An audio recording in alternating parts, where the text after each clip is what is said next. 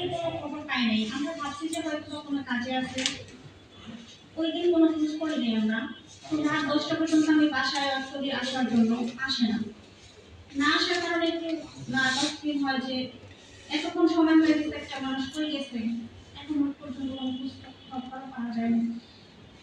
তারপর আমার হাজবেন্ড ৭ নম্বর সেক্টর ৬ নম্বর রোডের ৫ নম্বর হাউসের ড্রাইভিং চাকরি করতো। ওইখানে আমরা খোঁজ নিয়ে যে ডিউটিতে আছে কিনা, ওইখানে দেখি যে ওইদিন ওনার কোনো ডিউটি ছিল না, উনি ডিউটিতে যায় নাই। তারপর সারা রাত আমরা অনেক জায়গায় খোঁজাখুঁজি করি, কোথাও কোনো খোঁজ খবর পাওয়া যায় না। পরের দিন সকালবেলা আমরা উত্তরাতে ৩টা থানায়, হসপিটালে সব জায়গায় খোঁজাখুঁজি করা হয়েছে, কোথাও কোনো খোঁজ খবর আমরা পাইনি। মিসিং ডায়েরি করার জন্য অনেকবার ট্রাই করছি, কিন্তু সারাবার বন্ধ থাকার কারণে আমরা মিসিং ডায়েরি করতে পারি না। ৩ দিন পর আমার হাজবেন্ডের একটা ফ্রেন্ডের মাধ্যমে আমরা খবর পাই যে ৭ নম্বর সেক্টর ২ নম্বর রোডে একটা সাইকেল পাওয়া গেছে। আমার হাজবেন্ড বাসা থেকে বের হওয়ার সময় ওনার ফোন আর সাইকেল ছাড়া আর কোনো কিছু নিয়ে যায় নাই। তো ৩ দিন পর রাত ৯টা বাজে আমার হাজবেন্ডের ফ্রেন্ডের মাধ্যমে আমি ওই ভাইয়াটার সাথে দেখা করতে চাই। ওইখানে ওই ভাইয়াটার আমি বলছি সবকিছু, বলার পর উনি বলছে যে আমি একটা লোককে দেখছি এখানে, বাট আমি কোনো ভিডিও করতে পারি না, একটা ছবি তুলে রাখছিলাম, আপনারটা দেখেন ওইটা আপনার হাজবেন্ড কিনা। পরে আমি দেখছি, দেখার পর ফেসটা বোঝা যায় না, কিন্তু ওনার পোশাক, শরীরের গঠন সবকিছু চিনা যায়। দেখার পর আমি চিনছি যে এটা আমার হাজবেন্ড। তারপরে বলতেছে যে আপনি একটা ভালো ছবি দেখান। পরে ভালো ছবি দেখাইছে, দেখানোর পর বলতেছে হ্যাঁ এই ভাইয়াটা এখানে ছিল, এইখানেই দাঁড়ায় ছিল ২ নম্বর রোডের মাথায়। তারপরে এখান থেকে ওনার কাছ থেকে ছবি নিয়ে আমরা বলছি যে ওই লোকটার কই নিয়ে গেছে, বলছে যে ক্রিসেন্ট হসপিটালে নিয়ে গেছে। তো ক্রিসেন্টে আমার বাবা কাজ করে, ওইখানে আমরা যাই, যাওয়ার পর ডাক্তারদের সাথে সবার সাথে কথা বলি। ওনারা বলে যে হ্যাঁ এই লোকটা আসছিল, কিন্তু ওই লোকটার সাথে আমরা কোনো ডকুমেন্টস পাইনি, যে কারণে যোগাযোগ করবো কারোর সাথে। লোকটার অবস্থা খুবই সিরিয়াস ছিল, যে কারণে আমরা ঢাকা মেডিকেল পাঠিয়ে দিয়েছিলাম ৯টা বাজে। তো পরের দিন সকালে আমরা ঢাকা মেডিকেল যাই, ওইখানে আমাদেরকে কোনো কিছু বলে না, বলে যে আপনারা খুঁজে নেন। আমরা প্রত্যেকটা বিল্ডিং এ, প্রত্যেকটা তালায়, প্রত্যেকটা কেবিনে আমরা নিজেদের লোক নিয়ে যে খুঁজছি, খোঁজার পর কোথাও কোনো খোঁজ খবর পাইনি আমরা। লাস্ট পর্যন্ত আমার হাজবেন্ড যে স্যারের চাকরি করতো, উনি হচ্ছে অর্থগত কর্মী, ওনার মাধ্যমে ঢাকা মেডিকেলের ডাইরেক্টর স্যারের সাথে কথা বলি। উনি বলছেন আমাদের এখানে কোনো সিসি ক্যামেরা ফুটেজ দেখানো যাবে না, কিন্তু আমি এইদিকে হেল্প করতে পারি, যেখানে পোস্টমর্টম করা হয় ওইখানে যাই আপনি দেখতে পারেন, আজকে ৮টা ক্লাস পোস্টমর্টম করা হয়েছে, ওইখানে যে দেখেন আপনাদের সবাই আছে কিনা। আমরা যাওয়ার ১০ মিনিট আগেই ওই কাজগুলোকে আঞ্জুমান মফিজুল ইসলামের পাঠায় দেয় দেওয়ানি করে। আমরা একটু লেট করার কারণে আমরা দেখতে পারিনি।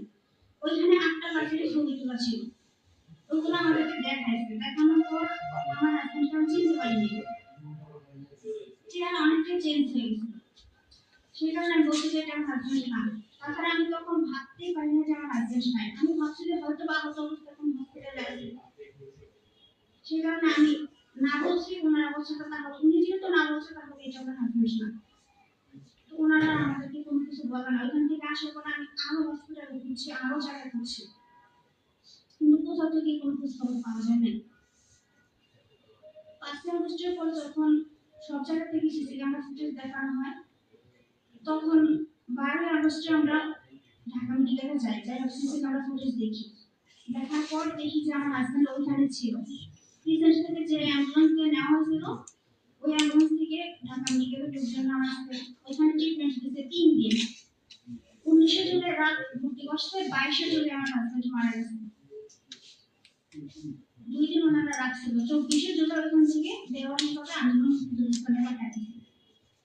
তারপরে আমরা আঞ্জুমান মফিজুল ইসলামে যাই, ওইখানে যাওয়ার পর আমরা বলছি হ্যাঁ এই লোকটা আসছিল এখানে, এটা ডকুমেন্ট গুলো শাহবাগ থানা ওসির কাছে আছে। পরে আমরা ওখানে যাই, ওসির কাছ থেকে সবকিছু ডকুমেন্টস নেই, রায়ের কাছে বুদ্ধিজীবী কমিশনে যাই, ওইখানে আমাদের লোক আছে, ওখানে আমরা কথা বলি। ওনারা বলছে যে ২৪শে জুলাই ৮টা রাত দাফন করা হয়েছে এখানে, কিন্তু ওইখানে আপনার হাজবেন্ডের খবর কোনটা আমরা এখনো বলতে পারবো না, কেউ বলতে পারবো না। এরপর থেকে আমি অনেকভাবে চেষ্টা করি আমার হাজবেন্ডের খবরটা শনাক্ত করার জন্য, কিন্তু কোনোভাবেই পসিবল হয় নাই। আমি নাহিদের সাথে সরাসরি কথা বলছি যে ভাই আমার অন্তত আমি সরকারি কোনো সহযোগিতা চাই না। আমি চাই যে আমার হাজবেন্ডের অবস্থা থেকে শনাক্ত করা যায়। নাহিদকে বলতে যে আপু দিব বলতে আজকে 10 মাস এখনো পর্যন্ত নাহিদ ভাই কোনো পদক্ষেপ নেয়নি। সার্জিস ভাইকে বলছি, সার্জিস ভাই বলছে যে আপু দেখতেছি বলতে আজকে 10 মাস উনিও কোনো পদক্ষেপ নেয়নি। সরকারের কাছে আমরা একটাই দাবি করি, আমরা কোনো সরকারি সহযোগিতা চাই না। আমার হাজবেন্ডের খবরটা যাতে আমাদের শনাক্ত করে দেওয়া হয়। আমার বাচ্চা দুটো এখনো ছোট ছোট, আমার ছেলেটার বয়স 10 বছর, আমার মেয়েটার বয়স 5 বছর। ওরা যখন বড় হবে, ওরা যখন জিজ্ঞেস করবে যে আমার বাবা কোথায়, আমি ওদেরকে কি জবাব দেব? ওরা সব এখনো আমার মেয়েটা বলে যে আমার বাবা কাজে গেছে, আমি বড় হলে আমার বাবা চলে আসবে। আমার ছেলেটা বলে মাঝে মাঝে যে আম্মু আমার বাবার খবরটা আমার রেখে নিয়ে যাও। কি দেখাতে নিয়ে যাবো? ওখানে তো কোনো চিহ্নই নাই। রায়পাশের কবরগুলো যেগুলো বেওয়ার জন্য কবরটা হয়েছে, ওগুলো তো কোনো কবর এখন চিহ্নই নাই যে ওখানে কোনো কবর আছে কিনা। আমরা চাই ওই রায়পাশের যেহেতু কবরস্থানে যতগুলো কবর আছে সবগুলো কবর যাতে শনাক্ত করা হয়, প্লাস শহীদি মর্যাদা যাতে দেওয়া হয়। এটা যদি সরকারের কাছে আমাদের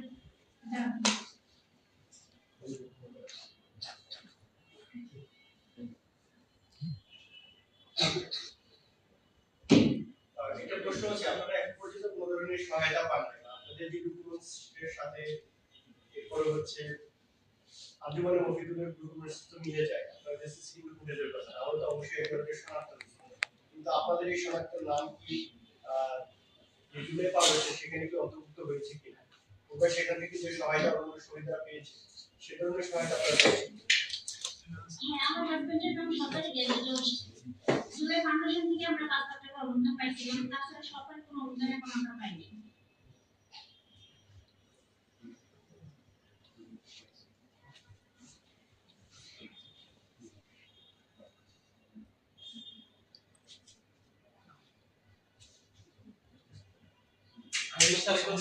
উনিশ তারিখ সকালে কি আপনার স্বামী কাজের উদ্দেশ্যে বের হয়েছিল না আন্দোলনের উদ্দেশ্যে? না, 19 তারিখ সকাল থেকে আমার হাজবেন্ড বাসায় ছিল। 19 তারিখ আসরের নামাজের পর বের হয়।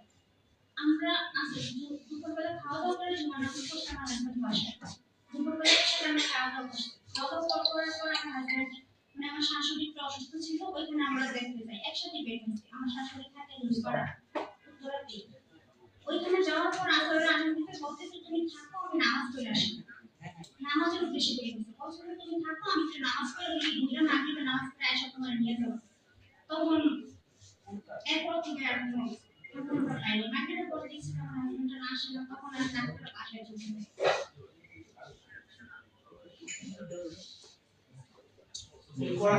হাসপাতাল কি দেন? প্রত্যেকটা হসপিটাল খুঁজে নিয়েছি। পরের দিন হাসপাতালে হাসপাতালে ভর্তি করা হয়েছে। সেটা ওনারা পাইছে। রিসেন্ট থেকে পরে যেহেতু এখানে ওনার অবস্থা ক্রিটিক্যাল ছিল, সেই কারণে পরে ঢাকা মেডিকেলে ট্রান্সফার করা হয়েছে।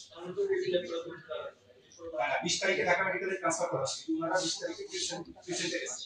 তারপরে হচ্ছে কি ঢাকা মেডিকেলে গেছে। ঢাকা মেডিকেলে 20 তারিখ থেকে 22 তারিখ পর্যন্ত তার হাজবেন্ড ছিল। কিন্তু এর মধ্যে জানতে পারেন না যে আসলে কোন জায়গায় আছে, কোথায় আছে। 22 তারিখে উনি অলরেডি মারা গেছে। এবং 22 তারিখে তাকে 24 তারিখে যখন ওনারা গিয়ে বুঝতে পারছে, আর জানতে পারছেন যে হ্যাঁ ওখানে রাস্তা আছে, তখন অলরেডি তার 10 মিনিট আগে আন্দোলন মহিলার কাছে হস্তান্তর করে ফেলা হয়েছে। এবং তখন লাশ অলরেডি বিকৃত হয়ে গেছে। এর কারণে ওনারা আইডেন্টিফাই করতে পারেন।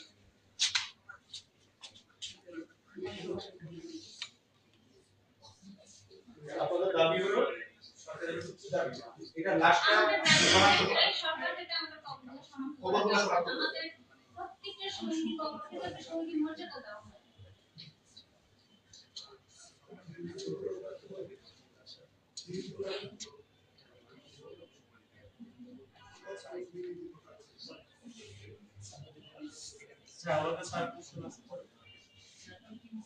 আপনাদের মূল বক্তব্য কি দেওয়া শেষ? আরো মানে ওনাদের মতো আরো আছে এখানে আজকে দিয়েছে যে ওনারা ওনাদের দাবিগুলো ওনাদের সমস্যা এবং ওনাদের দাবি হ্যাঁ এরপরে চলে আচ্ছা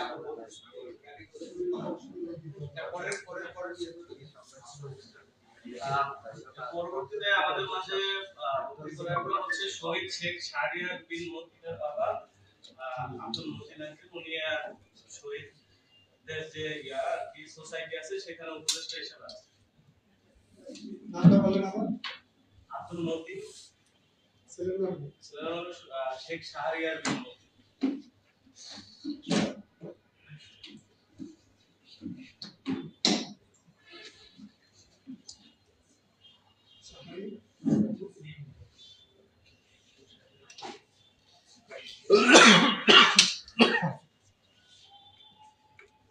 বিসমিল্লাহির রহমানির রহিম। আজকে এই সম্মেলনে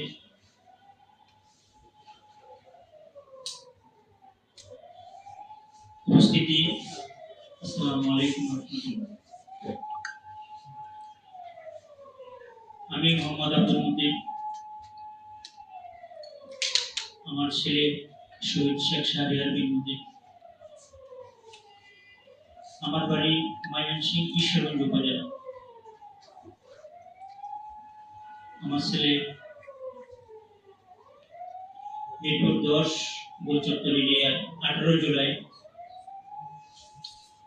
বিকেল 5:30 থেকে গুলিবিদ্ধ হয়।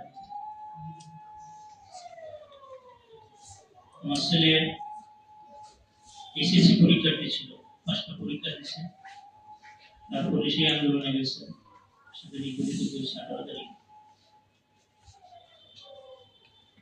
সেদিন তার সহযোদ্ধা যারা ছিল তাদের কাছে যেটা শুনলাম 18 তারিখে, ওদিন আমি বাড়িতে ছিলাম, আমার বাড়ি ময়মনসিংহ ঈশ্বরগঞ্জ।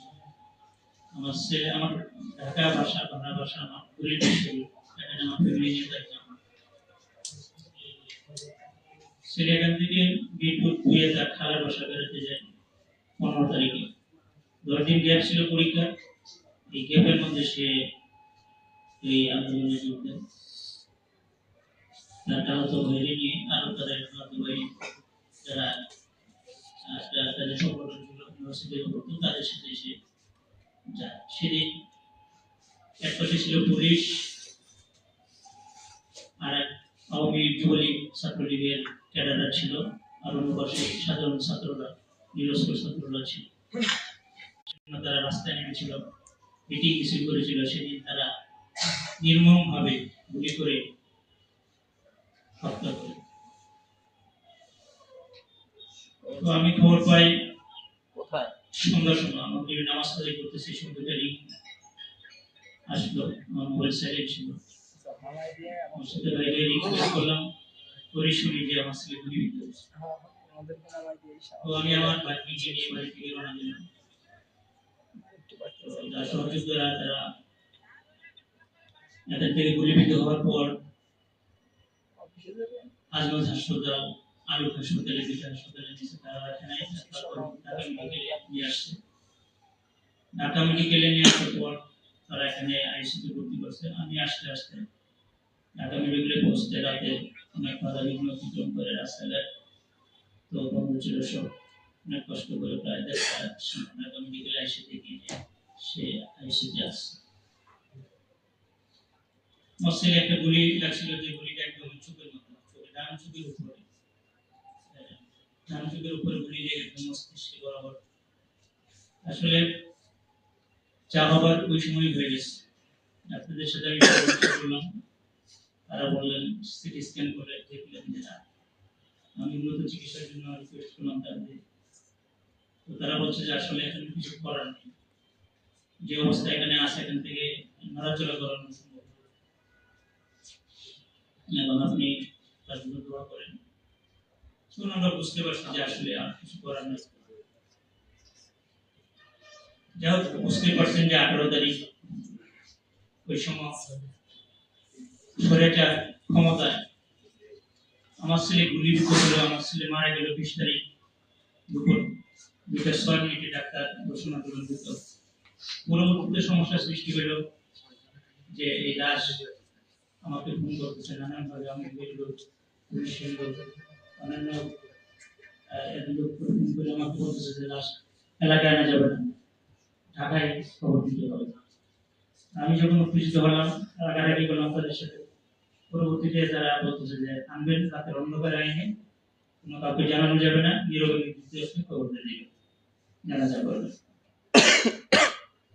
তো আমি এদিকে দেখতেছি যে আসলে যে অবস্থা, আমার লাশ কত ঘুম হয়ে যেতে পারে। এখন তাদের সাথে আমি আর কোনো বার্গেনিং না করে তাদের মতামত থেকে আমি আমার ছেলেকে এখান থেকে, তো 20 তারিখ যখন মারা গেল 2টার দিকে, এখন আমি গেলাম মেডিকেল থেকে, বললো যে যেতে যান ওই মিরপুর থানা থেকে আপনি একটা ইয়ে নিয়ে আসেন, জিডি করে নিয়ে আসেন। তো মিরপুর থানায় গেলাম, গিয়ে দেখি যে রাস্তার পাশে সব ওসি সাহেব পুলিশদের নিয়ে রাস্তায় বসে আছে। আমি গিয়ে বললাম, তারপর দেখালাম, বলতেছে না, এটা যে আমার এলাকায় মারা গেছে এটা নিশ্চিত, আমি কোনো কিছু দিতে পারবো না। আমরা এখান থেকে হতাশ হয়ে চলে আসলাম। এই সময় যোগাযোগ ব্যবস্থা বন্ধ, সব নেটওয়ার্ক বন্ধ, সবকিছু বন্ধ। আমি আমার আর ভাই না, আর একটা ভাই, দুটো ভাই ছিল আমার সাথে, আর আমি, এই তিনজনে এই অবস্থা। আমি হতাশ হয়ে সন্ধ্যার পরে এসে বসে আছি হাসপাতালে, এরপর আমি কি করতে পারি, কোথায় যাবো। হঠাৎ করে একজন বলতেছে, বলে শাহবাগ থানা জিডি নিচ্ছে, আপনি শাহবাগ থানায় যান। আমি শাহবাগ থানায় গেলাম, যাওয়ার পরে এখানে তারা জিডি নিল। পরবর্তীতে পোস্টমর্টমের জন্য প্রসেস করা হলো। তো করতে করতে পরের দিন রাত, মানে পরের দিন বলতে 21 তারিখ 8:30টার দিকে আমি আমার ছেলেকে বুঝিয়ে পেলাম। তারপরে ওদিক থেকে বাধা বিঘ্ন আছে। আমি লাস্টটা নিয়ে গাড়িতে তুলে অ্যাম্বুলেন্সে ওঠার পরে আমি ঘোষণা দিলাম আমার ছোট ভাই বা এলাকার, বলে দিলাম যে তোমরা কোনো চিন্তা করো না, আমি আসতেছি, এখন আর কোনো কিছু বলার দরকার নেই। আমি গেলাম 12:30 বাজে, আমি বাড়িতে গেলাম। আমার ভাই ঘরেই ছিল। পরের দিন সকালে মাইক মেরে সবাইকে জানাই, বড় করে সবাইকে জানানো, অনেক লোক, হাজার হাজার মানুষ ছিল, তাদেরকে নিয়ে জানাজা করে নেওয়া। ওরা জানে যে এই দিন গেলে আমরা ওইরকম প্রিপারেশন নিয়ে নিয়েছিলাম। আমি বলেন, উনি বলেন যে যা 10-12 জনের মানুষ সবাই কথা বলতেছিল যে গেলে অনেক কিছু হবে, এগুলো ওরা খবর পাই গেছে, আমরা সুন্দরভাবে সম্পন্ন করতে পারছি। আসলে আমরা কি বলবো, যে দেখেন শহীদের বাবা, শহীদ স্ত্রীরা আছে, ভাই বোন আছে, আমাদের যে কষ্ট, এটা আসলে বলার মতো না, বলে প্রকাশ করার মতো না। তারপরে ঘটনা আপনারা জানেন, দীর্ঘ 10 মাস হয়ে গেল। আমি 21শে আগস্ট